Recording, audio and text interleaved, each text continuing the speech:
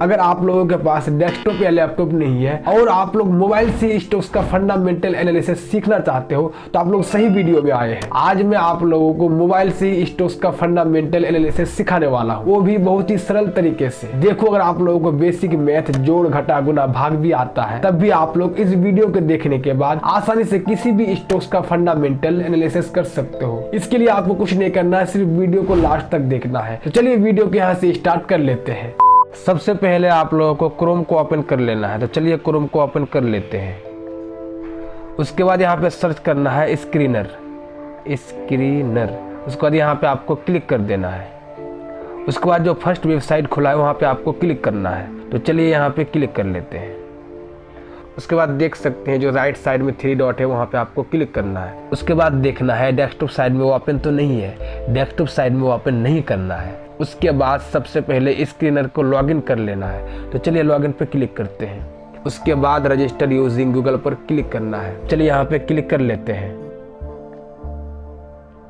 उसके बाद जो आपके पास जीमेल आईडी है उस पर क्लिक करना है, तो चलिए यहाँ पे क्लिक कर लेते हैं। थोड़ा सा टाइम लेगा। उसके बाद सबसे पहले कोई कंपनी सर्च कर लेना है, तो चलिए मैं सर्च करता हूँ हिंदुस्तान यूनिलीवर।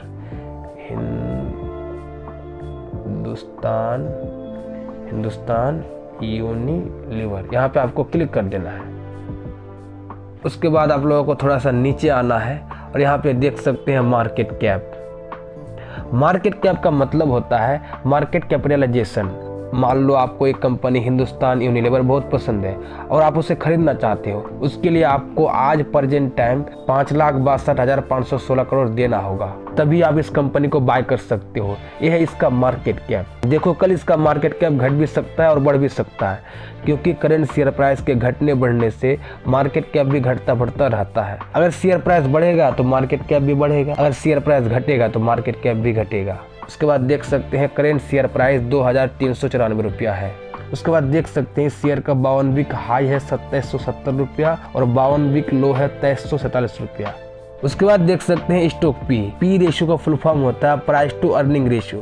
पी रेशियो का मतलब होता है कंपनी को 1 रुपया कमाने के लिए कितना रुपया खर्च करना पड़ रहा है। जैसे यहाँ पर देख सकते हैं हिंदुस्तान यूनिलीवर का पी रेशियो है 54। इसका मतलब है कि कंपनी को 1 रुपया कमाने के लिए 54 रुपया खर्च करना पड़ेगा।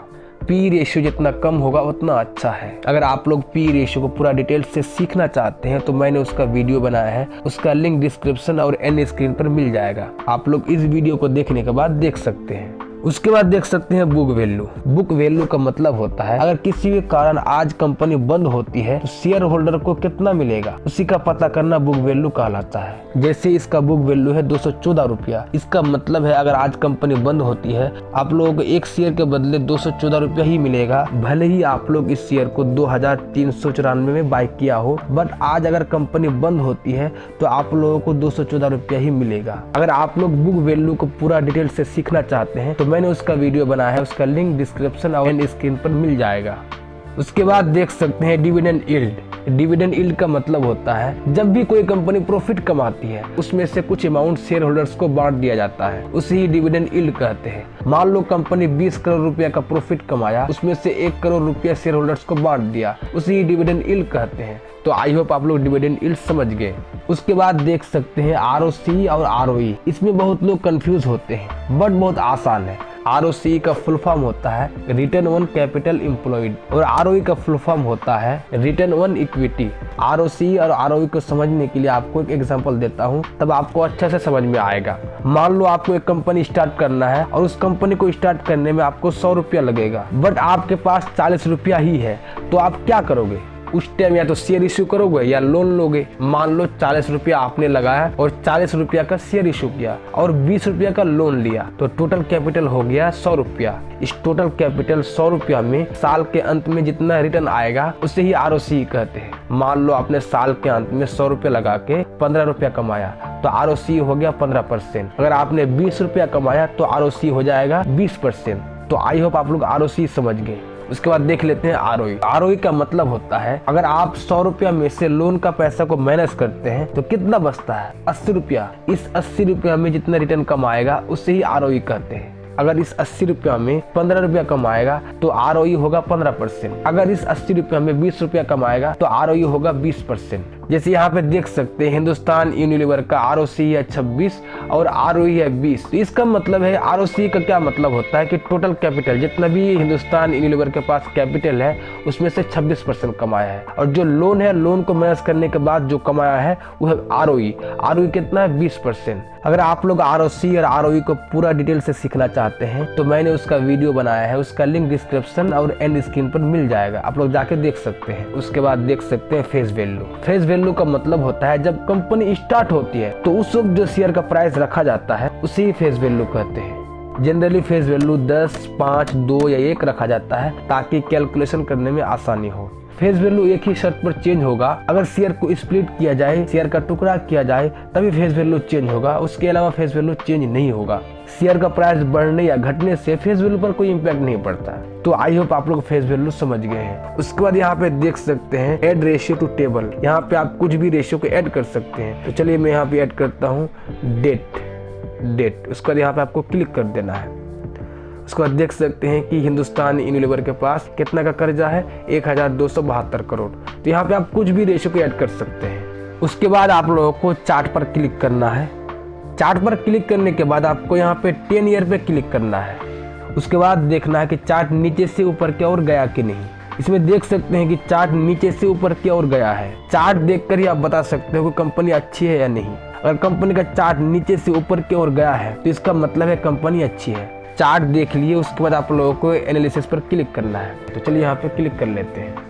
उसके बाद इसका प्रोज एंड कॉन्स को पढ़ लेना है, यानी कि कंपनी का अच्छाई और बुराई। अच्छा में देख सकते हैं company is almost debt free, company has a good return on equity, company has been maintain a healthy dividend pay out of 99.9%। बुराई में देख सकते हैं stock is trading at 11.1 time its book value. इसका मतलब है कि शेयर का प्राइस 214 रुपया होना चाहिए, लेकिन आप लोग 2394 रुपया पे कर रहे हो, यानी कि 11 टाइम ज्यादा। उसके बाद आप लोगों को पीयर्स पर क्लिक करना है। आप जब भी कोई शेयर को बाय करो तो एक बार पीयर्स कंपैरिजन जरूर करें। तो यहाँ पे देख सकते हैं कि हिंदुस्तान यूनिलीवर का जो पी है 54 है और इसका जो मार्केट कैप है 5,62,515 करोड़। उसके बाद कॉलगेट का पी कितना है 54। उसके बाद जो जिलेट इंडिया है उसका पी कितना है 54। उसके बाद यहाँ पे डिविडेंड पे आउट भी देख लेना है, तो थोड़ा सा पीयर कंपैरिजन कर लेना है। उसके बाद आप लोगों को क्वार्टर्स को स्किप कर देना है, प्रॉफिट एंड लॉस में क्लिक करना है। तो चलिए प्रॉफिट एंड लॉस में क्लिक कर लेते हैं। उसके बाद सबसे पहले आप लोगों को कंपनी का सेल्स को देखना है, क्योंकि अगर कंपनी का सेल्स नहीं होगा तो कंपनी आगे नहीं बढ़ सकता है। तो आपको इसको इधर स्लाइड करना है और यहाँ पे देखना है कि 2012 से कंपनी का सेल्स कैसा रहा। तो यहाँ पे देख सकते हैं कि 2012 में कंपनी का सेल्स था 23,436 करोड़ और बढ़कर अभी कितना है, अभी देख सकते हैं बढ़ रहा, अभी कितना है, अभी TTM का फुल फॉर्म होता है ट्रेलिंग 12 मंथ। इसका मतलब है कि पिछले 12 महीने का सेल्स। तो देख सकते हैं कि 61,901 करोड़। 2012 में कितना था, 2012 में था 23,436 करोड़, यानी कि इसका सेल्स साल दर साल बढ़ा है, तो एक अच्छा साइन है। उसके बाद आप लोगों को नीचे आना है और देखना है कि इसका नेट प्रॉफिट बढ़ा है कि नहीं, क्योंकि मान लो कंपनी सेल्स कर रही है और प्रॉफिट ही नहीं कमा रही है तो फिर उसका कोई मतलब नहीं है। तो फिर आप लोग को इधर स्लाइड करना है और फिर से आना है 2012 में। यहाँ पे देख सकते हैं, यहाँ पे देख सकते हैं नेट प्रॉफिट 2012 में कितना था 2,800 करोड़। अभी जो करेंट टाइम है TTM यानी कि पिछले 12 महीने का प्रॉफिट कितना है 10,322 करोड़, यानी कि इसका सेल्स भी बढ़ा है, इसका प्रॉफिट भी बढ़ा है, तो एक अच्छा साइन है। उसको थोड़ा सा और नीचे कर सकते हैं। उसके बाद देख सकते हैं यहाँ पे कि कंपाउंडेड सेल्स ग्रोथ, यहाँ पे 10 ईयर में कितना कंपाउंडेड सेल्स हुआ 8%, 5 ईयर में 11%, 3 ईयर्स में 15%, और TTM मतलब पिछले 12 महीने का सेल्स कितना है 5%। तो यहाँ पे जो कंपाउंडेड सेल्स है बहुत अच्छा नहीं बोल सकते हैं, लेकिन हाँ थोड़ा बहुत सही है। उसके बाद देख सकते हैं यहाँ पे कंपाउंडेड प्रॉफिट ग्रोथ कि देखो प्रॉफिट कितना परसेंट दिया, 10 साल में 12%, 5 साल में 14%, 3 साल में 14%। आप लोग यहाँ पे देख के बोल सकते हैं कि कंपनी कैसा परफॉर्म कर रही है। उसके बाद यहाँ पे देख सकते हैं stock price AGR compounded annual growth return 3 year में कितना है 16%, 5 ईयर में 6%, 3 ईयर में 3%, 1 ईयर में माइनस में है, तो बहुत अच्छा नहीं है CAGR। उसके बाद रिटर्न ऑन इक्विटी, हम लोग शेयर होल्डर जितना भी है उसको कितना दिया है 10 साल में दिया 37%, 5 साल में 28%, 3 साल में 22%, लास्ट ईयर 20%। तो आप लोगों को यहाँ पे देख लेना प्रॉफिट एंड लॉस में। उसके बाद आप लोगों को बैलेंस शीट से पहले आप लोगों को कैश फ्लो में क्लिक करना है। क्योंकि देखो, मान लो कंपनी सामान बेच रही है, प्रॉफिट भी कमा रही है, लेकिन कंपनी के पास अगर पैसा ही नहीं आ रहा है तो कैसे जानेंगे? क्योंकि आप सबको पता है कि इंडियन मार्केट में दो तरीके से सामान को सेल किया जाता है, एक नगद, एक उधार। जो नगद बेच दिए उसका तो टेंशन नहीं है, लेकिन जो उधार में सामान सेल किए उसका पैसा आया कि नहीं आया वो भी चेक करना होता है।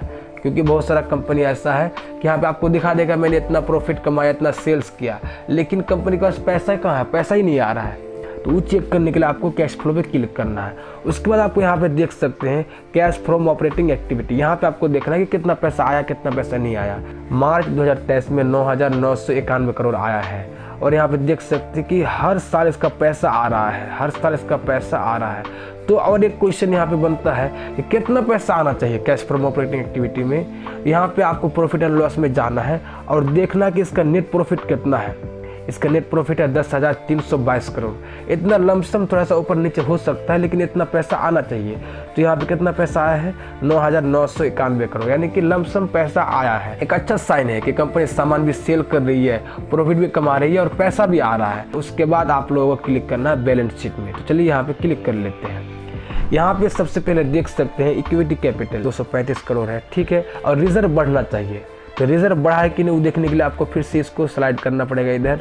उसके बाद यहाँ पे देख सकते हैं कि 2012 में इसका रिजर्व था 3,465 करोड़ और अभी बढ़ के अभी कितना है, अभी प्रेजेंट टाइम 50,129 करोड़, यानी कि 50,129 करोड़, यानी कि इसका रिजर्व साल दर साल बढ़ा है। तो एक अच्छा साइन है। उसके बाद देख सकते हैं बोरोइंग, यानी कि डेट, कर्जा कम होना चाहिए। तो देखते हैं 2012 में कितना था, अभी कितना है। तो 2012 में 0 था, उसके बाद 25, उसके बाद थोड़ा सा बड़ा है, उसका थोड़ा सा कर्जा बड़ा है, लेकिन बहुत कम कर्जा है। उसके बाद यहाँ पे देख सकते हैं अदर लायबिलिटी, ये भी एक तरह का कर्जा है, ये भी लोन है। जिस कंपनी के पास कर्जा जितना कम होगा उतना अच्छा माना जाता है। उसके बाद आप लोगों का आना है फिक्स्ड एसेट। यहाँ पे देख सकते हैं जो प्लस का साइन है, यहाँ पे आपको क्लिक करना है और देखना है कि कंपनी के पास क्या क्या है। लैंड है, बिल्डिंग है, प्लांट मशीनरी है, इक्विपमेंट्स है। यहाँ पे आपको देखना है कि कंपनी का बड़ा है कि घटा है। तो यहाँ पे सबसे पहले 2012 में देख सकते हैं कि यहाँ पे लैंड था 130 करोड़ का और अभी कितना है, अभी है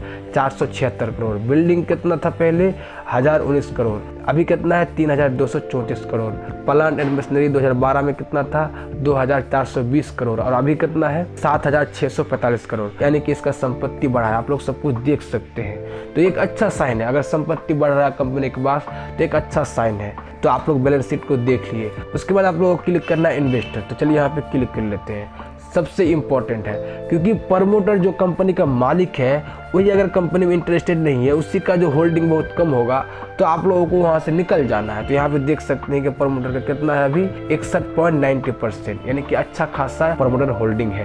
तो देखना कि घटा है कि बड़ा है। देखो यहाँ पे 2021 में इतना था और अभी भी उतना ही है, यानी कि प्रमोटर का ना घटा है ना बड़ा है, उतना ही है। जनरली कहा जाता है कि 50% से ज़्यादा अगर प्रमोटर है तो एक अच्छा साइन है। तो यहाँ पे उसके बाद देख सकते हैं एफ आई का मतलब होता है फॉरेन इंस्टीट्यूशनल इन्वेस्टर, इसका बढ़ना अच्छा होता है। उसके बाद डी आई का फुल फॉर्म होता है डोमेस्टिक इंस्टीट्यूशनल इन्वेस्टर। तो यहाँ पे देख सकते हैं कि एफ आई कितना है 13.65% और डी आई कितना है 12.31%, तो अच्छा है। यहाँ पे देख सकते हैं कि गवर्नमेंट का भी थोड़ा सा स्टेक है 0.04% है।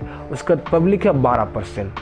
तो यहाँ पे आपको सबसे पहले यहाँ पे एक ही चीज़ देखना है इन्वेस्टर्स पे आपको आके कि प्रमोटर का होल्डिंग कितना है। उसका 51% से ज़्यादा है तो अच्छा है, कम है तो चलेगा, लेकिन देखो बहुत सारा कंपनी है, कंपनी का कमी नहीं है यहाँ पे। उसके बाद आपको लास्ट में क्लिक करना है डॉक्यूमेंट्स पे, यहाँ पे आपको क्लिक करना है और यहाँ पे देखो यहाँ पे जो फाइनेंशियल ईयर है यहाँ पे देख सकते हैं 2023 का फाइनेंशियल ईयर देख सकते हैं, 2022 का फाइनेंशियल ईयर देख सकते हैं, 2021 का फाइनेंशियल ईयर देख सकते हैं। तो इससे आपको कंपनी का सब कुछ पता चल जाएगा। तो आप लोग चाहो तो इसे क्लिक करके उसके बाद यहाँ पे थोड़ा सा टाइम लेगा, थोड़ा सा टाइम लगता है इसमें। उसके बाद देख सकते हैं यहाँ पे डाउनलोड हो गया है। उसके बाद आप लोग सब कुछ आराम से पढ़ सकते हो। देखो थोड़ा सा टाइम देना पड़ेगा, हर चीज़ में टाइम लगता है। तो आई होप आप लोगों को वीडियो में कुछ सीखने को मिला है। अगर कुछ सीखने को मिला है तो प्लीज़ वीडियो को एक लाइक कर दीजिए और अगर अभी तक आप लोग चैनल को सब्सक्राइब नहीं किए तो प्लीज़ सब्सक्राइब कर दीजिए। और लास्ट में अगर आप लोग अभी तक डीमेट अकाउंट ओपन नहीं किए हैं तो लिंक डिस्क्रिप्शन में दिया हुआ, आप लोग जाकर फ्री में डीमेट अकाउंट ओपन कर सकते हैं। इस वीडियो में यहाँ तक ही, फिर नेक्स्ट वीडियो में मिलते हैं, तब तक के लिए बाय बाय।